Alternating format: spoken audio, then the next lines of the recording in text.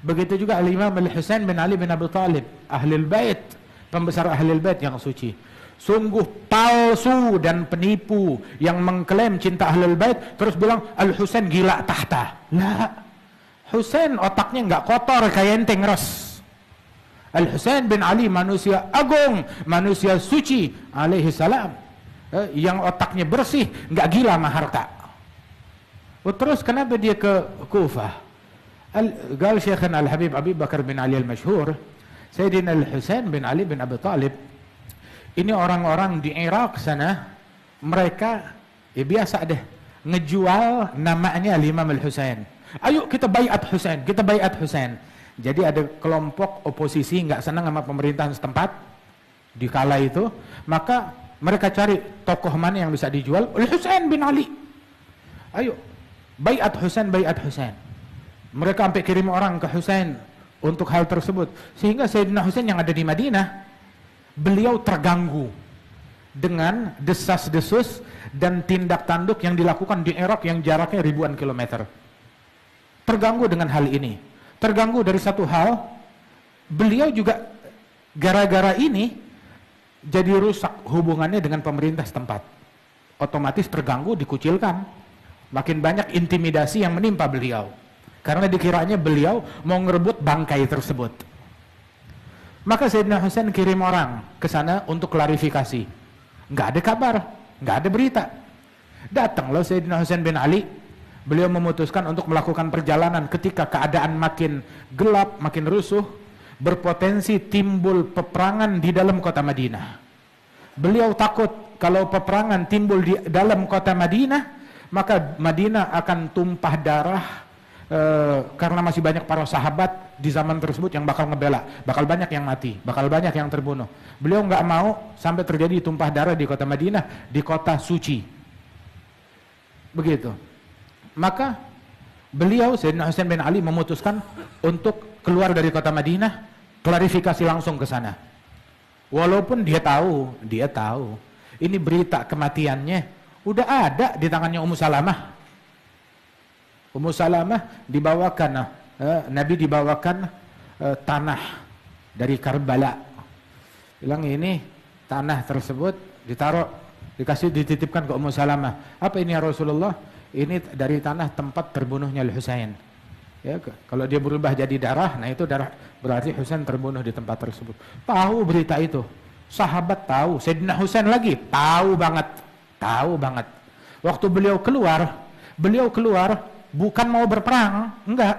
Kalau mau berperang ngapain bawa anak kecil? Ada orang pergi berperang bawa anak bayi.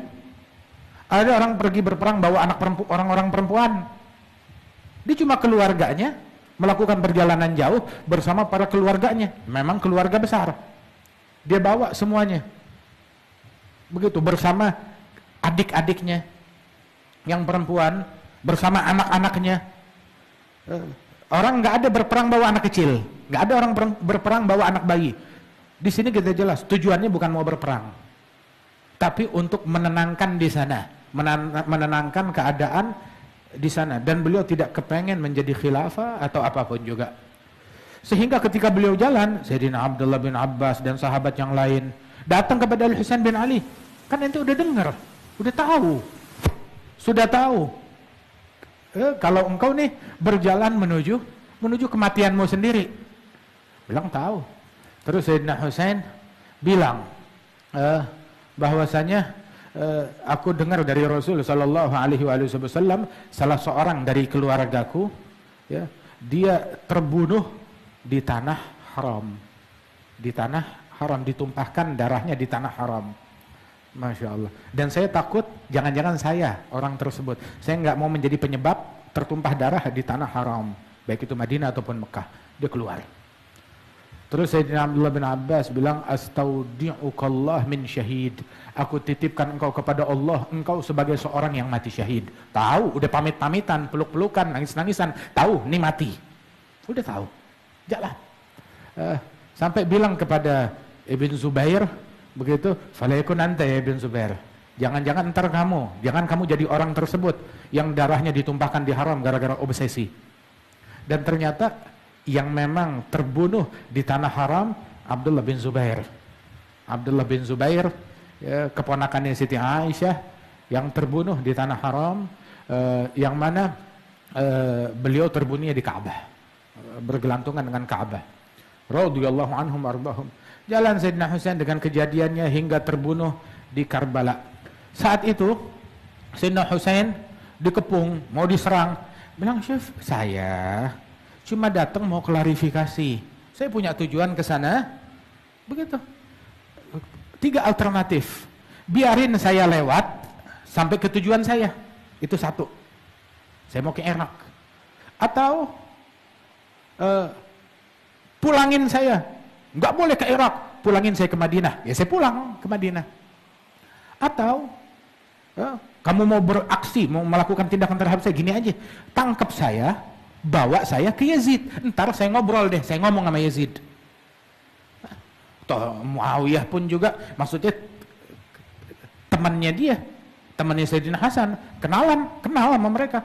Begitu. Terjadi apa namanya? Antara mereka hubungan antara Muawiyah dengan Sayyidina Hasan, dengan Sayyidina Husain.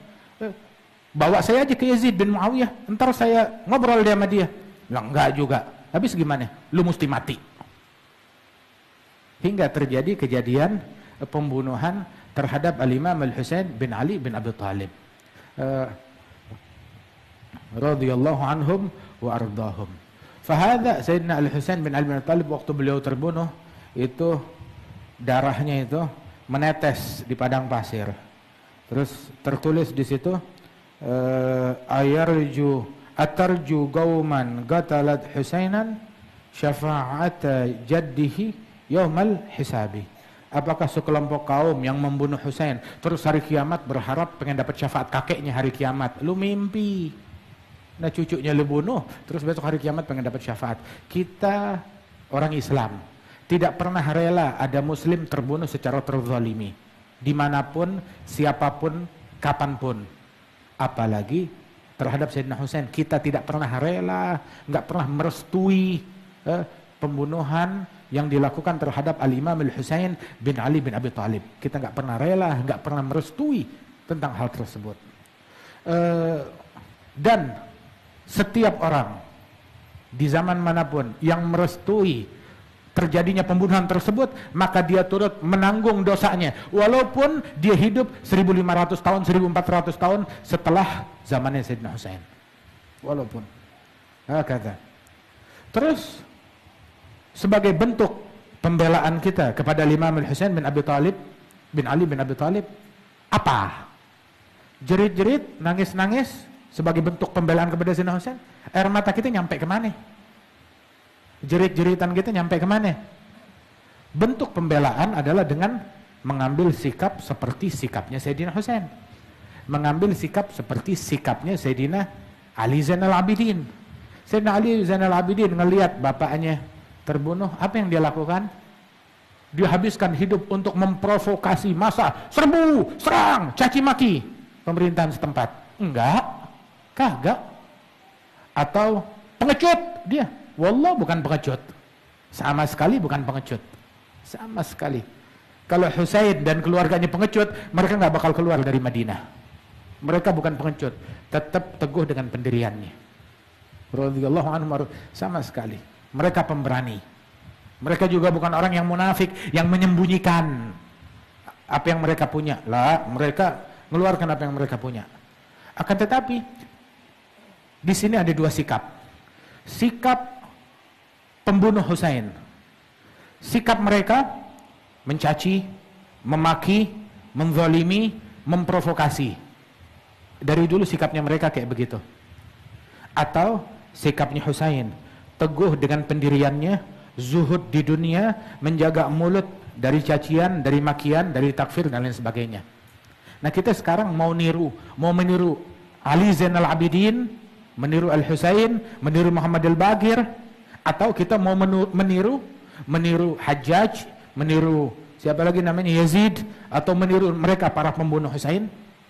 Kita mau meniru siapa? Kalau kita pecintanya Al-Husain, pecintanya Ahlul Bait, ya tiru jalannya Ahlul Bait. Jangan tiru yang bertentangan dengan Ahlul Bait. Wah, kata. Di dalam cara jalannya Ahlul Bait nggak ada mukul-mukulin diri, jambak-jambakin diri. Lu kenapa sampai begitu? Lu punya andil dalam pembunuhan Husain. Sampai ente nyeselin diri sendiri, ente andil. Kakek lu ikut ngebunuh waktu itu, sampai segitunya. Jangan-jangan begitu. Kata. Jangan-jangan begitu. Dia punya andil. Waliyadzubillah min dzalik la. Akan tetapi lana khairul anami abu Aliul Murtada hasabu ila sibtain nantasibu nasaban ma fihi min dakhani ahlu baitil mustafa tuhuri hum amanul ardi faddakiri syubbihu bil anjami zuhuri mithal ma qad jaa fi sunani wa safinun lin najati idza khifta min tufani kulli adza fanju fiha. Mau selamat masuk dalam metodenya mereka, dalam akhlaknya mereka, dalam perangainya mereka, dalam jalannya mereka yang diridhai oleh Allah Subhanahu wa taala. Rabbi fanfa'na bi barakatihim wahdinal husna bi hurmatihim wa amidna fi tariqatihim wa afat minal fitan. Sayyidina Husain puasa Asyura. Kok ente enggak puasa? Al Husain lagi musafir. Safarnya perjalanannya bukan naik pesawat. Di padang pasir, bukan di hutan yang rimbun. Di padang pasir, jalan kaki, naik onta, naik kuda, di tengah teriknya panas matahari, puasa, ngaku cinta Sayyidina Husain. Oh, siang hari Asyura, dia makan, anda lagi berkabung, tapi lu gegars, puasa seperti Sayyidina Husain, berpuasa seperti Ali Zainal Abidin, puasa Asyura seperti Muhammad al-Baqir. Puasa Asyura seperti Nabi Muhammad sallallahu alaihi wasallam. Tahu gak? Pembunuh Husain sial. Dan orang yang merestui pembunuhannya di zaman manapun sial. Tapi ada yang lebih sial. Siapa? Yang lebih sial pembunuh bapaknya Husain. Yang ngebunuh bapaknya Husain. Bapaknya Husain siapa? Ali bin Abi Thalib. Nabi menamakan pembunuh Imam Ali Ashgal Akhirin. Generasi orang akhir zaman yang paling sial, pembunuhnya Ali bin Abi Thalib. Lebih sial, lebih jahat daripada pembunuhnya Husain. Sebab Nabi yang bilang, Ashgal awwalin, orang sial dari generasi awal yang ngebunuh ontaknya Nabi Saleh. Berujung semua kaum mereka tuh Samud diazab di Hijr sana. Dan ashgal akhirin, Nabi bilang ke Sayyidina Ali, orang generasi akhir yang paling sial. Siapa generasi akhir yang paling sial? Generasi akhir yang paling sial, alladzi darabaka fi hadza wa yakhdabu laka hadza. Generasi terakhir yang paling sial, yang membacok engkau dengan goloknya di sini, di keningnya, Sayyidina Ali bin Abi Thalib. Ditunjuk tuh, dipegang keningnya oleh Nabi. Sini. Yakhdab laka hadza, langsung menyemir rambut janggutmu. Langsung begitu dipukul ini, jenggotnya langsung bersemir. Bersemir apa? Berubah. Semir warna apa? Warna merah darah. Dipukul ini langsung darah ngalir ke sini. Berubah jadi merah kayak orang disemir. Itu orang paling sial. Subhanallah. Jadi kalau mau berkabung dengan kematian bapaknya, lebih dahsyat lagi. Disebut oleh Nabi Muhammad sallallahu alaihi wasallam kematian Sayyidina Ali bin Abi Thalib. Waktu Sayyidina Ali hari Senin keluar dari rumahnya, diajak, dikasih tahu sama muadzin, udah waktunya sholat, ayo bangunnya orang apa namanya, tahu ajal depan mata, udah tahu, begitu keluar dari pintu rumahnya, masuk ke masjid, langsung dibacok di keningnya. Itu bacokan persis di tempat yang disentuh oleh Nabi Muhammad, nggak bergeser sesenti walau berkurang. Itu di tempat yang ditempelin oleh tangannya Nabi Muhammad di situ. Sayyidina Ali bin Abi Thalib. Udah gitu, habis dibacok, masih sempat hidup dalam keadaan sekarat. Sayyidina Ali bilang kepada putra-putranya Al Hasan Al Husain, kalau saya hidup dari bacokan ini, terserah saya. Pelakunya mau saya maafkan atau saya hukum, terserah saya, haknya saya kan untuk memaafkan. Iya. Terus kalau saya mati dari kejadian ini, nah kan dia digisos. Nah itu haknya gisos kepada kalian, menjadi haknya kalian anak-anakku. Saya nggak nyuruh kalian apapun, tapi pesan saya satu, la tumathil bihi, jangan memutilasi orang tersebut.